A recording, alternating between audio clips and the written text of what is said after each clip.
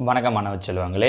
8/2/2025 நடந்த ட்ரஸ்ட் எக்ஸாமில் கேட்ட மேத்ஸ் கொஷின்ஸ்க்கான ஆன்சர் கீயை நம்ம இந்த வீடியோவில் பார்க்கலாம். இதில் பாருங்கள், ஃபஸ்ட்டு கொஷின் 161/742 எளிய வடிவில் உள்ள பகுதியின் இலக்கங்களின் கூடுதல். The sum of the digits of the denominator in the simplest form of 161/742 is அப்படின்னு கேட்டிருக்காங்க. அதாவது நம்ம என்ன பண்ணணும் அப்படின்னா, இதை முதல்ல சிம்ப்ளிஃபை பண்ணணும். சிம்ப்ளிஃபை பண்ணதுக்கு அப்புறமா வரக்கூடிய நம்பர்ஸில் இருக்கக்கூடியதில் அதனுடைய பகுதியினுடைய இலக்கங்களுடைய கூடுதல் என்ன அப்படிங்கிறத கண்டுபிடிக்கணும். இப்போ பார்த்தீங்கன்னா 161/742 இது ஏதாவது நம்பரால் கேன்சல் பண்ண முடியுமா அப்படின்னு பார்க்குறோம். ரெண்டுமே நமக்கு எந்த வாய்ப்பாட்டில் வரும் அப்படின்னு பார்த்தோன்னா 7ஆம் வாய்ப்பாட்டில் வரும். அப்போ கேன்சல் பண்ணோன்னா இங்கே பாருங்கள், 1 7 7 4 7ஆம் வாய்ப்பாட்டில் வராது, அதனால் 0. அப்போ 42ன்னு எடுத்துக்கணும். ஸோ 6 7 42.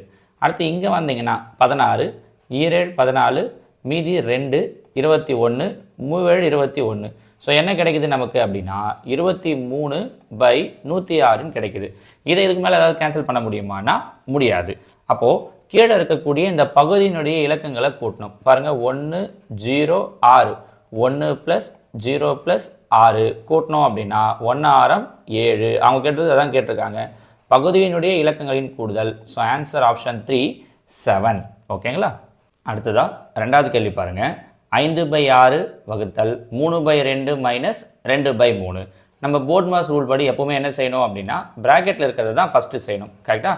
அப்போ அதுபடி இங்கே பாருங்கள், ப்ராக்கெட்டில் என்ன இருக்குது அப்படின்னா 3/2 - 2/3 இருக்குது. ஸோ வெளில இருக்கிற 5/6 அப்படியே வச்சுக்கலாம், டிவைடட் பை உள்ளே இருக்கக்கூடிய இங்கே பாருங்கள் 3/2 - 2/3க்கு நம்ம எல்சிஎம் எடுக்கிறோம்.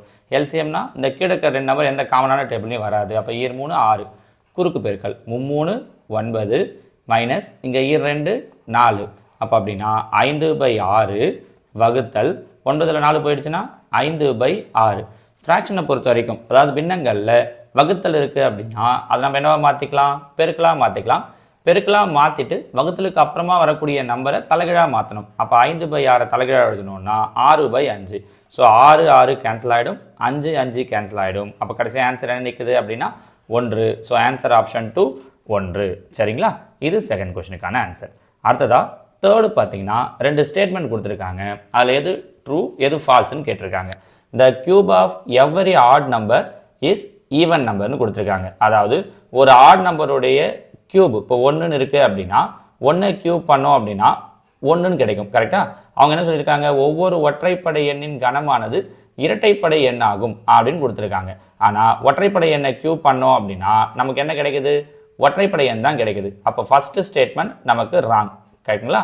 அடுத்ததாக ரெண்டாவது ஸ்டேட்மெண்ட் என்ன சொல்லியிருக்காங்கன்னா, ஒரு இயல் எண்ணானது 3 அல்லது 7ல் முடிந்தால் அதன் கணமானது 7 அல்லது 3ல் முடியும் அப்படின்னு கேட்டிருக்காங்க. அதாவது ஒரு நம்பர் 3 முடியுதுன்னா, உதாரணத்துக்கு 3 கியூபே எடுத்துக்கலாமே.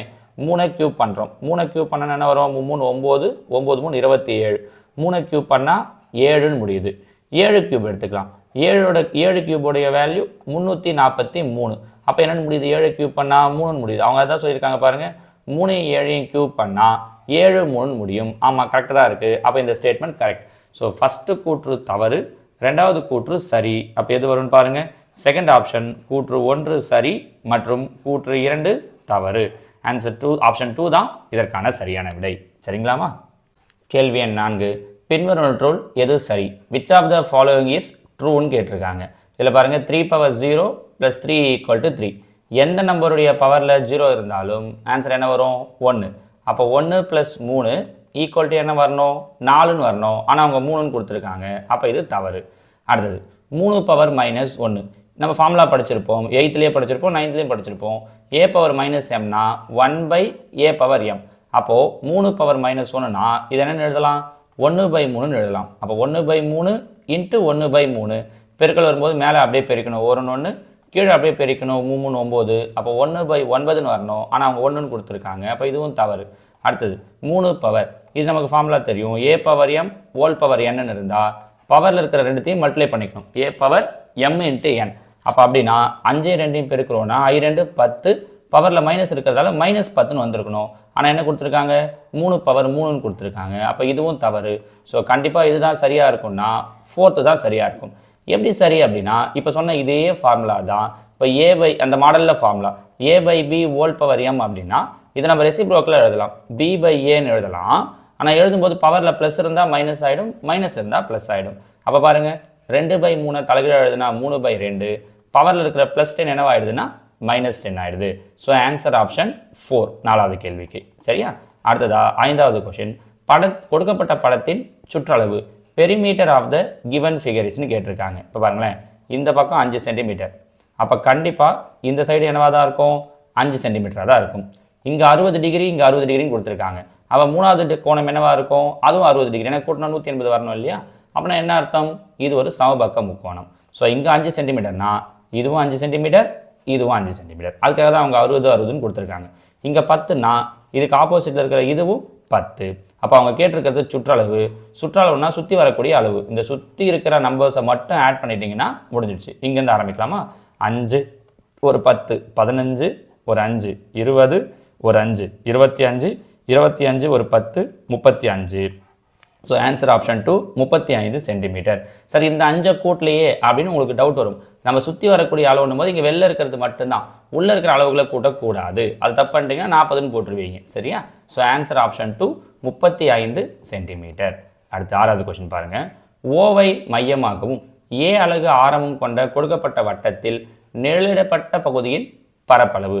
The area of the shaded region of the given circle with the center O and radius A units is dash square units.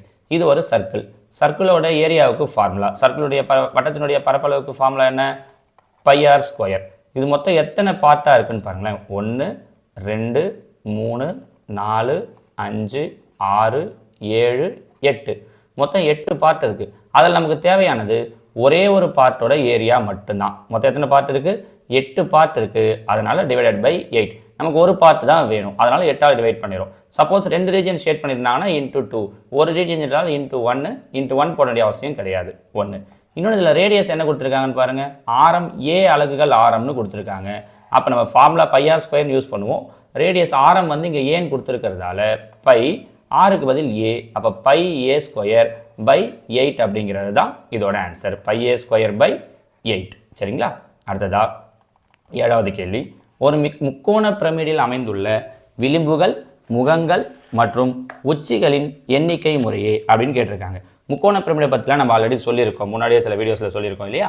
So அதுபடி அதில் இருக்கக்கூடிய விளிம்புகள், முகங்கள், உச்சிகள், இது நம்மளோட அதே மாதிரி பார்த்தீங்கன்னா நம்மளோட 8th புக்லையும் இது ஒரு பாக்ஸ் போட்டு அழகாக கொடுத்துருப்பாங்க. ஒவ்வொன்றுத்துக்கும் எட்ஜஸ், ஃபேஸஸ், வெர்டிசஸ் என்னென்ன அப்படிங்கிறத. So answer option 1 6 4 4. இது 8th புக்கில் வரக்கூடியது. சரிங்களா? அடுத்ததா 8வது கேள்வி பாருங்கள். 11 சென்டிமீட்டர் ஆரமுள்ள வட்டக்கோண பகுதியின் பரப்பளவு 154 சென்டிமீட்டர் ஸ்கொயர் எனில் வில்லின் நீளம். இதுவும் 8th புக்கில் வரக்கூடிய ஃபார்முலா தான். வட்டக்கோண பகுதியினுடைய பரப்பளவுக்கு என்ன ஃபார்முலானா A = L × R / 2. பரப்பளவுக்கு ஃபார்முலா L × R / 2. ஏரியா கொடுத்துட்டாங்க, பரப்பளவு 154. அப்போ 154 = 11 சென்டிமீட்டர் ஆரம் உள்ள, அப்போ L தெரியாது, அதுதான் கேட்டிருக்காங்க. வில்லின் நீளம் ஆரம் எவ்வளோ கொடுத்துட்டாங்க அப்படின்னா 11/2. நமக்கு L தான் தேவை. அப்போ L மட்டும் இங்கே வச்சுக்கலாம். ஏற்கனவே 154 × 11/2 ஈக்குவல் இந்த பக்கம் வருதுன்னா 2/11. ஓர் 11 11, ஓர் 11 11, மீதி 4 4 11 44. 14 × 2, 14 2 பெருக்கணும்னா 14 2 28. ஸோ வில்லினுடைய நீளம் என்னவா இருக்கும் அப்படின்னா ஆப்ஷன் 3 28 சென்டிமீட்டர். சரிங்களா? அடுத்ததா கேள்வி எண் 9. A + B = 3 மற்றும் AB = 5 எனில் A³ + B³ = கேட்டிருக்காங்க. இதுக்கு நமக்கு ஃபார்முலா தெரியணும். ஃபார்முலா என்னன்னா A³ + B³ = A + B the whole cube minus 3AB × A + B. கண்டிப்பாக ஃபார்முலா தெரிஞ்சால் மட்டும்தான் இதை போட முடியும். அப்போ A + B the whole cube, A + B the whole cube அப்படின்னா 3 கியூப். 3 கியூப் பண்ணோம் அப்படின்னா 27 minus 3 × AB. AB உடைய value 5 × A + B. A + B உடைய வேல்யூ 3 அப்படின்னா பாருங்கள் 27 minus 3 5 15 15 45. அப்போ 27லேருந்து 45 மைனஸ் பண்ணோம் அப்படின்னா 18. பெரிய நம்பருக்குரிய மைனஸுங்கிறதால -18. So answer option 1 18. சில இதெல்லாம் கரெக்டாக போட்டுட்டு இருப்பீங்க, மைனஸுக்கு பதில் ப்ளஸ்ஸை போட்டு +18ன்னு சூஸ் பண்ணுறீங்க. அதனால் அதை கொஞ்சம் கவனமாக பண்ணணும். சரியா? 10வது கேள்வி x square minus b x plus 28 equal to x minus 4 x minus 7 எனில் பியின் மதிப்பு. இது நார்மலாக இப்போ நம்ம 9th படிச்சிருப்போம், 8th வர்றது. ஆனால் 9thலையும் இந்த மாடல் நமக்கு கொஸ்டின் இருக்குது. இங்கே பாருங்கள், இதை கொண்டு வந்து உள்ள மல்டிப்ளை பண்ணுங்கள். எக்ஸையும் பெருக்குனா எக்ஸ் ஸ்கொயர். நெக்ஸ்ட்டு இங்கே எக்ஸையும் மைனஸ் 7 பெருக்குனா minus 7x. Next minus 4 minus 4x. Next இங்கே மைனஸ் இன்ட்டு மைனஸ் ப்ளஸ் 4 7 7 28 அப்படின்னா எக்ஸ் ஸ்கொயர் 7 ஒரு 4 11 மைனஸ் 11x ப்ளஸ் 28. இப்போ இந்த ரெண்டு பக்கமும் கம்பேர் பண்ணுங்கள். இங்கேயும் எக்ஸ் ஸ்கொயர், இங்கேயும் எக்ஸ் ஸ்கொயர், இங்கேயும் 28, இங்கேயும் 28, இங்கேயும் எக்ஸு, இங்கேயும் எக்ஸு, இங்கேயும் மைனஸு, இங்கேயும் மைனஸ். இதையும் கேன்சல் பண்ணிடலாம். அப்போது மீதி என்ன இருக்குன்னு பாருங்கள். இங்கே பி, இங்கே 11. அப்போ பியோட வேல்யூ 11. சிலர் மைனஸ் 11 பார்த்துருவீங்க, முன்னாடி மைனஸ் இருக்கிறதால. ஏன்னா இங்கேயும் மைனஸ் பி, இங்கேயும் மைனஸ் 11, மைனஸ் வராது, வெறும் 11 மட்டும்தான். சரிங்களா? அடுத்ததா கேள்வி எண் 11. அடுத்தடுத்த மூன்று எண்களில் மிகச்சிறிய எண் எக்ஸ் மைனஸ் 2 எனில் மிகப்பெரிய எண் டேஷ் ஆகும். The smallest number of the 3 consecutive numbers is x minus 2. Then the greatest number is. இப்போ அடுத்தடுத்த 3 எண்கள்னாலே இப்போ உதாரணத்துக்கு 7ன்னு எடுத்துக்கிறேன்னா அடுத்த நம்பர் என்ன இருக்கும்? 7 + 1ன்னு இருக்கும். கரெக்டாக? அதுக்கு அடுத்த நம்பர் என்ன இருக்கும்? 7 + 2ன்னு இருக்கும். கரெக்டுங்களா? அப்போ இவங்க சொல்லியிருக்கிறது 3 எண்கள். இதில் சின்ன நம்பர் எக்ஸ் மைனஸ் 2. இதுக்கு அடுத்த நம்பர் வேணும் அப்படின்னா எக்ஸ் மைனஸ் 2 கூட 1 கூட்டணும். அதுக்கு அடுத்த நம்பர் வேணும்னா எக்ஸ் மைனஸ் 2 கூட 2 கூட்டணும். ஏன் இதோ சொன்னோம் இல்லையா, இதுதான். அப்போ -2 + 2 கேன்சல் ஆகிடும். அப்போ அந்த சின்ன நம்பர், ஏன்னா 3 நம்பர் 1 2 3, அந்த 3வது நம்பர் என்னவா இருக்கும் அப்படின்னா எக்ஸ்ன்னு இருக்கும். நம்ம புரிஞ்சு முடியுதா உங்களுக்கு? மொத்தம் 3 நம்பர், அதில் சின்ன நம்பர் கொடுத்துட்டாங்க. அவங்க கேட்டிருக்கிறது பெரிய நம்பர், அதாவது 3வது நம்பர். ஓகேவா? அடுத்தது 12வது கேள்வி. y = 5x என்ற நேர்கோடானது எப்பொழுதும் டேஷ் வழியாக செல்லும். The straight line y = 5x always passes through dash. இதுக்கு நீங்கள் ஸ்ட்ரெயிட் லைன்லாம் ட்ரா பண்ணி பார்க்கணும், இந்த பாயிண்ட் வழியெல்லாம் போதான்னு பார்க்கணும்லாம் அவசியம் கிடையாது. இந்த பாயிண்ட்டை கொண்டு வந்து இங்கே அப்ளை பண்ணிங்கன்னா போதும். அதாவது இது எக்ஸு, இது ஒய் இல்லையா? எப்போவுமே ஒரு பாயிண்டில் ஃபஸ்ட் இருக்கிறது எக்ஸு, செகண்ட் இருக்கிறது ஒய். இதெல்லாம் நம்ம 9th நிறைய பார்த்துருக்கோம், நல்லா தெளிவாக இருப்பீங்க. இது ரெண்டுத்தையும் கொண்டு வந்து இங்கே அப்ளை பண்ணுங்கள். ஈக்குவல் டு இந்த பக்கம் அந்த பக்கம் ஈக்குவலாக வந்துருச்சுன்னா முடிஞ்சிச்சு. இங்கே பாருங்கள், y = 5x, ஒய்க்கு 5 ஈக்குவல் டு எக்ஸுக்கு 0, 5 × 0 0 ஈக்குவலாக வருதா? 5ம் 0வும் ஈக்குவல் கிடையாது. அப்போ இது தப்பு. ஸோ இந்த ஆன்சர் வராது. ரெண்டாவது இதை வாங்க, 5 0, எக்ஸுக்கு பதில் 5, ஒய்க்கு பதில் 0. இங்கே கொண்டு வந்து அப்ளை பண்ணுங்க பார்க்கலாம். ஒய்க்கு 0, எக்ஸுக்கு 5, அப்போ 5x, 5 25, 0 25 ஈக்குவல் கிடையாது. அப்போ இதுவும் ஆன்சர் இல்லை. 0, 0, y = 5xன்னு இருக்கா? எக்ஸுக்கும் 0, ஒய்க்கும் 0, ஒய்க்கு 0, எக்ஸுக்கும் 0, 5 × 0 0, அப்போ 0 = 0 கரெக்டாக வருது பாருங்கள். அப்போ ஆன்சர் ஆப்ஷன் 3.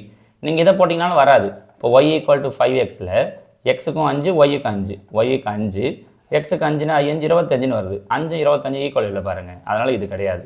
ஸோ எந்த பாயிண்ட் வழியாக போகும் அப்படின்னா 0, 0ங்கிற புள்ளி வழியாக போகும். சரிங்களா? அடுத்து கேள்வி எண் 13 பாருங்கள். 6வது ஃபிபோனசி எண்ணின் கனமூலம் அப்படின்னு கேட்டிருக்காங்க. அப்படி நமக்கு ஃபஸ்ட்டு என்ன தெரியணும்னா ஃபிபோனசி எண் அப்படின்னா என்னன்னு தெரியணும். ஃபிபோனசி எண்கள் அப்படிங்கிறது எங்கேருந்து ஆரம்பிக்கும்? 1லேருந்து ஆரம்பிக்கும். முதல் 2 நம்பர் 1 1ன்னு இருக்கும். அதுக்கப்புறம் ரெண்டுத்தையும் கூட்டினா 1 1 2, அடுத்து இது ரெண்டுத்தையும் கூட்டணும் அப்படின்னா 3, இது ரெண்டுத்தையும் கூட்டணும் அப்படின்னா 5, இது ரெண்டுத்தையும் கூட்டணும்னா 8, இப்படின்னு போய்கிட்டே இருக்கும். அவங்க கேட்குறது 6வது நம்பர். 6வது நம்பர் எது? 1 2 3 4 5, 6வது நம்பர் 8. 6வது நம்பர் என்னன்னு கேட்கல, அதோட கனமூலம் என்ன, அதாவது அதோட கியூப் ரூட் என்ன அப்படின்னு கேட்குறாங்க. அப்போ 8 அப்படிங்கிறது எதோட கியூப் அப்படின்னு பார்த்தோம்னா 2ஓட கியூப். அப்போ 8ஓட கனமூலம் 2. So answer option 3 2. சில என்ன பண்ணுவீங்கன்னா 8ன்னு போட்டுருவீங்க, 6வது ஃபிபோனசி என்னன்னு போட்டு. அவங்க கேட்டிருக்கிறது அதோட கனமூலம். சரியா? அடுத்ததா கேள்வி எண் 14. முக்கோணம் ஏபிசியில் ஆங்கிள் பி = 90 டிகிரி எனில் முக்கோணம் ஏபிசியின் செங்கோட்டு மையம் எங்கு அமையும்? In a triangle ABC, angle B = 90 degree, then the orthocenter of triangle ABC lies on. இந்த ஆர்த்தோ சென்டர்லாம் நம்ம எங்கே படிச்சிருப்போம் அப்படின்னா 8th படித்தது, 9thலையும் வரும். இப்போ நீங்கள் 9th பார்த்தீங்க அப்படின்னா அந்த நமக்கு வடிவியல் டாபிக் இருக்குது பாருங்கள். உள்வட்ட மையம், குத்துக்கோட்டு மையம், செங்கோட்டு மையம்லாம் படிக்கிறோம். ஆர்த்தோ சென்டர், இன் சென்டர், சர்க்கம் சென்டர்லாம் அதில் நாம் இந்த செங்கோட்டு மையத்தை பற்றி படிப்போம். இது ஒரு 90 டிகிரி கொடுத்துருக்கிறதால இது ஒரு செங்கோண முக்கோணம். கரெக்டா?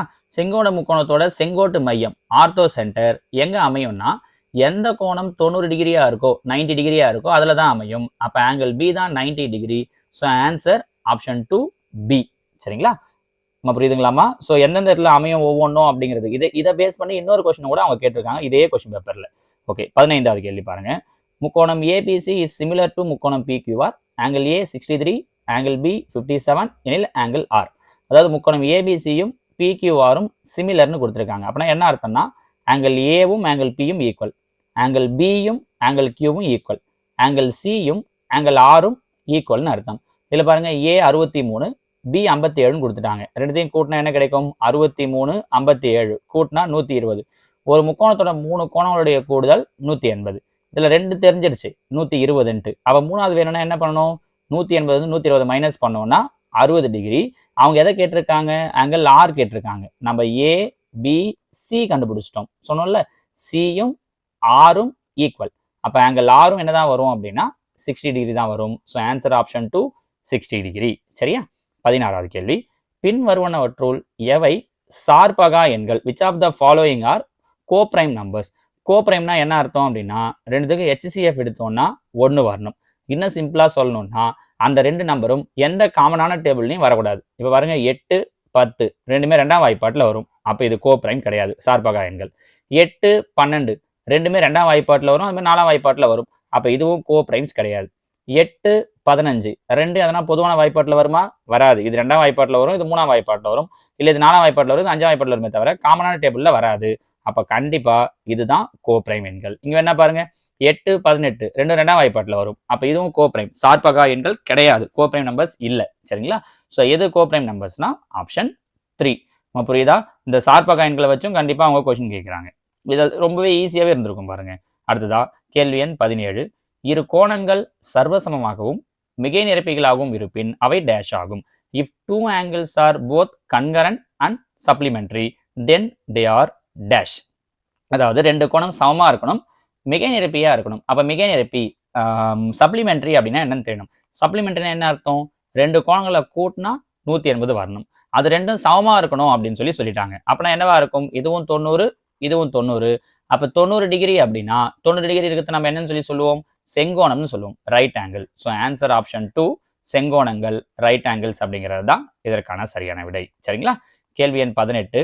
இது ரொம்ப ஈஸியான அதே நேரம் ரொம்ப ஜாலியான கேள்வியும் கூட. இது ஒரு வழியெல்லாம் கொடுத்துருக்காங்க. இங்கிருந்து ஏவிலிருந்து பி சி டின்லாம் கொடுத்துட்டு ஏயிலிருந்து ஈக்கு செல்ல குறைந்த அளவு நேரத்தை எடுத்துக்கொள்ளும் வழித்தடம், the least time taken route from A to E. ஏவிலிருந்து ஈக்கு போகிறதுக்கு அப்படியே பாருங்களேன், 1 2 3 1 2 3 இந்த மாதிரி இப்படியெல்லாம் போகலாம். அது ஒவ்வொரு வழியும் அவங்க கொடுத்துருக்காங்க. டிஸ்டன்ஸை வச்சு இல்லை அந்த டைமை வச்சு எது குறைஞ்ச நேரம் எடுக்கும் அப்படின்னு கேட்டிருக்காங்க. ஏ டு பி பாருங்க, நம்ம ஆப்ஷன்லேருந்து வரலாம்.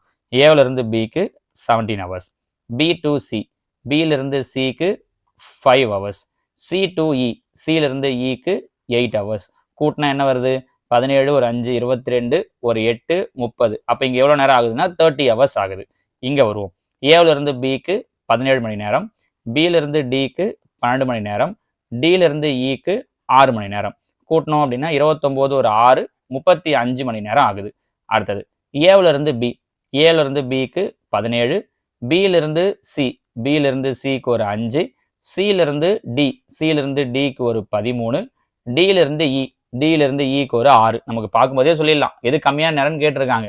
கண்டிப்பா இது 30 விட அதிகமாக தான் வரும். 17 13 கூட்டினாலே 30, 35 ஒரு 6 41. நான் மொத்தத்தையும் கூட்டியே உங்களுக்கு சொல்லிடுறேன். அதே மாதிரி ஏவிலிருந்து பிக்கு ஒரு 17, பியிலிருந்து டிக்கு ஒரு 12, டியிலிருந்து சிக்கு ஒரு 13, சியிலிருந்து இக்கு ஒரு 8. இதுவும் பாருங்க 30 40 50. ஸோ இதில் எது கம்மியாகுது? 30 ஹவர்ஸ், 30 மணி நேரம் தான் கம்மியாகுது. So answer option 1 30 hours. இது இவ்வளோ தூரம் போகணும் கிடையாது, நீங்கள் அந்த லைனை டக்குன்னு பார்க்கும்போதே எது சிம்பிளாக இருக்குது அப்படின்னு பார்த்தீங்கனாலே சொல்லிட முடியும். சரிங்களாமா? அடுத்ததா கேள்வி எண் 19. மேட்ச் கேட்டிருக்காங்க பொறுத்துக்க. இப்போ சொன்னால அந்த நடுக்கோட்டு மையம் செங்கோட்டு மையம்லாம் அதை வச்சு தான் இந்த கொஸ்டினே கேட்டிருக்காங்க பாருங்க. சென்ட்ராய்டுங்கிறது எங்க இருக்கும்? ஆர்த்தோ சென்டர், இன் சென்டர், சர்க்கம் சென்டர். இது நீங்க 9th ஜாமெண்ட்ரி டாபிக்ல படிக்கிறது. ஜாமெண்ட்ரியை கரெக்டா புரிஞ்சு படிச்சிருந்தீங்க, அதாவது வடிவியல், செய்முறை வடிவியல் படிச்சிருப்போம்ல, ஒரு 4 டாபிக் வரும் உங்களுக்கு. 2 எக்ஸசைஸ்ல 4 கொஸ்டின் வச்சு வரும் பாருங்க. அந்த டாபிக்கை கரெக்டா புரிஞ்சு படிச்சிருந்தீங்கன்னா இந்த கேள்விக்கு ஈஸியா ஆன்சர் பண்ணிடலாம். சென்ட்ராய்டு நடுக்கோட்டு மையம் அப்படிங்கிறது என்ன அப்படின்னா, ஒரு முக்கோணம் இருக்கும். இந்த முக்கோணத்தோட ஆப்போசிட்ல இங்கிருந்து நடுப்புள்ளிகளை, எதிர்பக்கத்துக்கு நடுப்புள்ளிகளை ஜாயின் பண்ணுதுன்னா அந்த ஜாயின் பண்ணுற கோடெல்லாம் சந்திக்கிற புள்ளி தான் நடுக்கோட்டு மையம் அப்படின்னு சொல்லி சொல்லுவோம். அப்போ என்னன்னா நடுக்கோடுகள் சந்திக்கக்கூடியது. ஸோ ஏவுக்கு ஆன்சர் எது வரும் அப்படின்னா 2. இதை வச்சே முடிவு பண்ணலாம் பாருங்களேன். இங்கே ஏவுக்கு 3 கொடுத்துருக்காங்க, அதனால இது கிடையாது. இங்கே ஏவுக்கு 2, இங்கே 2, இங்கே 2 கொடுத்துருக்காங்க. சரி, அடுத்தது வருவோம். செங்கோட்டு மையம். செங்கோட்டு மையம் அப்படிங்கிறது என்ன அப்படின்னு சொல்லி பார்த்தீங்கன்னா, செங்குத்து கோடுகள் இப்படி ஒரு முக்கோணம் இருக்கு அப்படின்னா, இங்கிருந்து செங்குத்தா ஆப்போசிட்டுக்கு வரையக்கூடிய இந்த ஒவ்வொன்றுக்கும் ஆப்போசிட்டுக்கு செங்குத்தா வரையக்கூடிய இந்த லைன்ஸ்லாம் சந்திக்கிற புள்ளி தான் செங்கோட்டு மையம், ஆர்த்தோ சென்டர் அப்படின்னு சொல்லுவாங்க. செங்கோடுனா ஆல்டிடியூட்ஸ். அப்போ பாருங்க, செங்கோட்டு மையத்துக்கு எது வரையணும் அப்படின்னா செங்குத்து கோடுகள். சென்ட்ராய்டுக்கு மீடியன்ஸு, ஆர்த்தோ சென்டருக்கு ஆல்டிடியூட்ஸ். அப்போ செகண்டுக்கு 4 வரணும். இங்கே 4 கொடுத்துருக்காங்க, இங்கே 4 கொடுத்துருக்காங்க, ஆனால் இங்கே 3 கொடுத்துருக்காங்க. அப்போ இது கிடையாது. மீதி இருக்கிற ரெண்டுத்துல எது? உள்வட்ட மையம். உள்வட்ட மையம் அப்படிங்கிறது என்ன அப்படின்னு சொல்லி பார்த்தீங்கன்னா, அதோட ஆங்கிள் பைசெக்டார்லாம் இப்போ ட்ரையாங்கிள் இருக்கு அப்படின்னா இதோடைய ஆங்கிள் பைசெக்டார், அதாவது இது ரெண்டா பிரிக்கணும். இது ஒரு 60 டிகிரினா 30 30, இது ஒரு 40 டிகிரி அப்படின்னா 20 20. அந்த மாதிரி அந்த ஆங்கிள் பைசெக்டார்ஸ்லாம் சந்திக்கிற அந்த கோண இருசம வெட்டிகள்லாம் சந்திக்கிற அந்த புள்ளி தான் உள்வட்ட மையம் அப்படிங்கிறது. அப்போ கோண இருசம வெட்டிகள் இன் சென்டருக்கு எது வரும் அப்படின்னா ஆங்கிள் பைசெக்டார்ஸ். அப்போ சிக்கு 1 இங்கே தான் கொடுத்துருக்காங்க, இங்கே சிக்கு 3 கொடுத்துருக்காங்க. அப்போ இதுவும் கிடையாது. ஸோ ஆன்சர் எது அப்படின்னா ஆப்ஷன் 3. ஒவ்வொரு முறையுமே இந்த டாபிக்ல இருந்து அவங்க கண்டிப்பாக ஒரு கொஸ்டின் கேட்குறாங்கம்மா. அதே மாதிரி தான் பாருங்க இந்த வருஷமும் கேட்டிருக்காங்க. சரிங்களா? அடுத்தது கேள்வி எண் 20. 2 பலவல் தெரிவு வினாக்களில் ABCD தெரிவுகளிலிருந்து சரியான விடையை தேர்ந்தெடுக்க எத்தனை விதமான வழிகள் உள்ளன? In how many ways can you answer 2 multiple choice question with the choices ABCD? ரெண்டுத்துக்குமே 4 ஆப்ஷன் இருக்கு. எவ்வளோ வழி இருக்குன்னு கேட்குறாங்க. ஃபர்ஸ்ட் கொஸ்டினுக்கு 4 சாய்ஸ், செகண்ட் கொஸ்டினுக்கு 4 சாய்ஸ், 2 கொஸ்டினுக்குமே ஆன்சர் பண்ணணும். ஸோ 4 பெருக்கல் 4 நன்னாங்கு 16. சில என்ன பண்ணுவீங்கன்னா 4 ஆட் பண்ணி 8ன்னு போட்டுருவீங்க. 8ங்கிறது தப்பு. ஏன் தப்பு அப்படின்னா நல்லா புரிஞ்சுக்கோங்க. ஃபர்ஸ்ட் கொஸ்டினுக்கு ABCD 4 ஆப்ஷன் இருக்கு, செகண்ட் கொஸ்டினுக்கு ABCD 4 ஆப்ஷன் இருக்கு. சரியா? இப்போ நான் ஃபர்ஸ்ட் கொஸ்டினுக்கு ஏவை சூஸ் பண்ணிடுறேன். செகண்டுக்கு என்னென்ன சூஸ் பண்ணலாம்? ABCD. இதை ஏவை சூஸ் பண்ணிட்டு ரெண்டாவது கேள்விக்கு ஏவை சூஸ் பண்ணலாம், இல்லை இங்கே ஏவை சூஸ் பண்ணிட்டு ரெண்டாவதுக்கு பியை சூஸ் பண்ணலாம். இப்படி இந்த ஏவை சூஸ் பண்ணால் 4 சாய்ஸ் இருக்கு. சரி, பியை சூஸ் பண்ணேன்னா செகண்ட் கொஸ்டினுக்கு 1 2 3 4, அப்பயும் 4 சாய்ஸ் இருக்கு. சியை சூஸ் பண்ணேன்னா 1 2 3 4, டியை சூஸ் பண்ணா 1 2 3 4. ஸோ இதை 4 சூஸ் பண்ணும் போதுமே கீழே 4 சாய்ஸ் இருக்கு. அப்போ அது ஒரு 4 நன்னாங்கு கரெக்டா இதுக்கு 4 இதுக்கு 4 இதுக்கு 4 இதுக்கு 4. ஸோ 4 பெருக்கல் 4 நன்னாங்கு 16 சான்சஸ் இருக்கு. Answer option 2 16. இது நம்ம 8th புக்ல படிச்சது. 8th புக்ல தகவல் செயலாக்கம் இன்ஃபர்மேஷன் ப்ராசஸிங்ல இது நமக்கு கொடுத்துருப்பாங்க. சரியா? கேள்வி எண் 21. எக்ஸின் எக்ஸ் சதவீதம் என்பது 49 எனில் எக்ஸ் என்பது எக்ஸின் எக்ஸ் சதவீதம் அப்படின்னா எக்ஸ் இன்னுனா பெருக்கல் எக்ஸ் சதவீதம் அப்படின்னா எக்ஸ் பை 100. எக்ஸின் எக்ஸ் சதவீதம் என்பது 49. நமக்கு எக்ஸ் தேவை. எக்ஸின் எக்ஸையும் பெருக்குனா எக்ஸ் ஸ்கொயர் 49. இந்த பக்கத்தில் இருக்கிற 100 இந்த பக்கம் வந்துருச்சுன்னா பெருக்கல் 49 பெருக்கல் 100. அப்போ எக்ஸ் ஈக்குவல் டு ரூட் எடுக்கணும். 49க்கு ரூட் எடுத்தா 7, 100க்கு ரூட் எடுத்தா 10, 7ஐயும் 10ஐயும் பெருக்கணும்னா 70. So answer option 3 70. சரிங்களாமா? அடுத்ததா கேள்வி எண் 22. ஒருவர் 8 பொருட்களை ரூபாய் 1000க்கு வாங்கி ஒவ்வொரு பொருளையும் ரூபாய் 120க்கு விற்கிறார் எனில் அவர் அடைந்த நட்ட சதவீதம். பாருங்க, மொத்தமா எவ்வளவுக்கு வாங்குறாரு? 1000 ரூபாய்க்கு வாங்குறாரு. ஒவ்வொன்றத்தையும் 120 ரூபாய்க்கு விற்கிறார். மொத்தம் 8 பொருள். 8 பொருளையும் ஒன்னொன்னு 120 வித்தா 8 96 960 ரூபாய் விற்கிறார். வாங்கினது 1000 ரூபாய், விற்கிறது 960 ரூபாய். அப்போ அவருக்கு எவ்வளவு ரூபாய் லாஸ் ஆயிருக்கு? 40 ரூபாய் லாஸ் ஆயிருக்கு. எவ்வளவு ரூபான்னு கேட்டிருந்தா 40ன்னு சொல்லிட்டு இருக்கான். அவங்க எவ்வளவு ரூபான்னு கேட்கல, என்ன கேட்டிருக்காங்க? எவ்வளவு சதவீதம்னு கேட்டிருக்காங்க. இஸ் லாஸ் பெர்சன்டேஜ்னு கேட்டிருக்காங்க. பாருங்க, வாங்கினது எவ்வளோக்கு? 1000 ரூபாய்க்கு. ஸோ கீழே 1000. எவ்வளோ லாஸ் ஆயிருக்கு? 40 ரூபாய். மேலே லாஸ். பெர்சன்டேஜ் அப்படிங்கிறதால இன்ட்டு 100%. 1 2 1 2 0 0 கேன்சல் ஆகிடும். அப்போ மீதி நிற்கிற நம்பர் என்ன நிற்குது? 4. அப்போ அவருக்கு எவ்வளோ லாஸ் அப்படின்னா 4% லாஸ். சரிங்களாமா? அடுத்ததா கேள்வி எண் 23. ஆனந்த் ஒரு வேலையின் 3ல் ஒரு பகுதியை 8 நாட்களில் முடிப்பார் எனில் அவர் அந்த வேலையின் 3/4 அதாவது 3/4 பகுதியை டேஷ் நாட்களில் முடிப்பார். பாருங்க, 1/3 ஆஃப் த ஒர்க்கை 8 டேஸ்ல முடிக்கிறார். அதாவது 1/3னா என்ன அர்த்தம்? 3ல் 1. அதுதான் ஒரு வேலையின் 3ல் ஒரு பங்கை 8 நாட்களில் முடிக்கிறார். இப்போ இதில் பாருங்க, இந்த பக்கத்தில் இருக்கிற 3 அந்த பக்கம் அமைச்சிடலாம். என்னவாயிடும்? பெருக்கல். அப்போ 1 இந்த பெருக்கல் 3 இங்கே வந்துச்சுன்னா 8 3 24. அப்போ அவர் முழுசா அந்த வேலையை 24 நாளில் முடிப்பார். ஒரு வேலையை முழுசா முடிக்க எவ்வளோ நாள் ஆகும்? 24 நாள். அவங்க என்ன கேட்டிருக்காங்க? 3/4 3/4. ஒன்றும் இல்லை, 2 பக்கம் இங்கே ஏற்கனவே 1 இருக்கா, இங்கேயும் 3/4ஆல் மல்டிப்ளை பண்ணிடுங்க. இங்கே 24 இருக்கா, இங்கேயும் 3/4ஆல் மல்டிப்ளை பண்ணிடுங்க. 1 × 3/4 3/4 தான், அது மாறாது. இங்கே பாருங்க 4 1s are 4, 6 4s are 24. அப்போ 6 பெருக்கல் 3 6 3 18. 3/4 பங்கு ஒர்க்கை எத்தனை நாளில் முடிப்பாருன்னா 18 நாட்கள் 18 டேஸில் முடிப்பாரு. சரிங்களாமா? அடுத்ததா கேள்வி எண் 25. முதல் 10 பகு எண்களின் வீச்சு the range of the first 10 composite numbers is. இது நம்ம 8th ஒரே ஒரு இடத்துல படிச்சிருப்போம். 10th இது ஒரு முக்கியமான 2 மார்க் கொஸ்டினா நமக்கு வரும். இதில் என்னன்னா முதல் 10 பகு எண்கள் அப்படின்னா நமக்கு பகு எண்ணா என்னன்னு தெரியணும். பகு எண்ணா அந்த வாய்ப்பாடை தவிர வேற ஏதாவது ஒரு வாய்ப்பாட்டில் வரும். உதாரணத்துக்கு 4 இருந்து தான் பகு எண்கள் ஆரம்பிக்கும். 4 6 8 9 10 12 14 15 16 18 20. அவங்க மொத்தம் 10 நம்பர் சொல்லியிருக்காங்க. 10 நம்பர் ஆயிடுச்சான்னு பாருங்க. 1 2 3 4 5 6 7 8 9 10 எக்ஸ்ட்ராவே எழுதிட்டோம். அப்போ இது தேவையில்லை. ஸோ வீச்சு அப்படின்னா பெரிய நம்பர்லேருந்து சின்ன நம்பரை மைனஸ் பண்ணுறது. பெரிய நம்பர் எது? 18. சின்ன நம்பர் எது? 4. அப்போ 18ல் 4 மைனஸ் பண்ணுறோம். 18ல் 4 போயிடுச்சுன்னா 14. அப்போ பகுதிகளுடைய வீச்சு எவ்வளோ அப்படின்னா ஆப்ஷன் 4 14. சரிங்களாமா? அடுத்ததா கேள்வி எண் 25. சுடரொளியின் மாத குடும்ப செலவு. இங்கே என்ன பண்ணியிருக்காங்கன்னா ஒரு சார்ட் கொடுத்துருக்காங்க பாருங்க. சுடரொளியின் மாத குடும்ப செலவு வட்ட விளக்க படத்தில் கொடுக்கப்பட்டுள்ளது. அவர் கல்விக்காக ரூபாய் 12,000 செலவு செய்தால் அவரின் மொத்த வருமானம் எவ்வளோன்னு கேட்குறாங்க. கல்விக்காக இங்கே பாருங்க, கல்வி எவ்வளோ % சொல்லியிருக்காங்க? 20%. எஜுகேஷனுக்கு 20%. எஜுகேஷனுக்கு அவங்க எவ்வளோ செலவு பண்ணுறாங்க? 12,000. 12,000 ரூபாய் செலவு பண்ணுறாங்க. அதாவது 20% அப்படிங்கிறது 12,000. அவங்க என்ன கேட்குறாங்க? அவருடைய மொத்த வருமானம் டோட்டல் சேலரி எவ்வளோன்னு கேட்குறாங்க. எப்பவுமே டோட்டல் சேலரி அப்படிங்கிறது 100%. கரெக்டா? இங்கே 20 இருக்குது, இங்கே 100 இருக்குது. 20 எந்த நம்பரால் பெருக்குனா 100 வரும்? 5ஆல். கரெக்டாக? ஏன்னா 2 10. அப்போ இந்த பக்கம் 5ஆல் மல்டிப்ளை பண்ணுறதால இந்த பக்கம் என்ன பண்ணிடணும்னா 5ஆல் மல்டிப்ளை பண்ணிடணும். அப்போ 12 5 பெருக்கணும்னா 12 5 60. அப்போ அவங்களுடைய டோட்டல் இன்கம் எவ்வளவா இருக்கும் அப்படின்னா rupees 60,000 60,000 இருக்கும். எங்கே இருக்குது? இதோ ஆப்ஷன் 4 rupees 60,000 அப்படிங்கிறது தான் இதற்குண்டான சரியான விடை. சரிங்களாமா? ஸோ நமக்கு 8/2/2025 நடந்த ட்ரஸ்ட் எக்ஸாமில் கேட்ட எல்லா மேத்ஸ் கொஷின்ஸுக்கும் 25 மேத்ஸ் கொஷின்ஸுக்கும் ஆன்சர் பார்த்துட்டோம். நல்லாவே பண்ணியிருப்பீங்கன்னு நம்புகிறேன். இந்த 25ல் உங்களது எத்தனை கொஷின் கரெக்டாக இருக்குது அப்படிங்கிறத நீங்கள் எனக்கு கீழே கமெண்டில் சொல்லுங்கள். இதே மாதிரி மனத்திறன் தேர்வு இருக்குது. அது ஒரு 25 கேள்வி. அதை உங்களுக்கு அடுத்த வீடியோவில் எக்ஸ்பிளைன் பண்ணுறேன். ஓகேவாம்மா? தேங்க்யூ.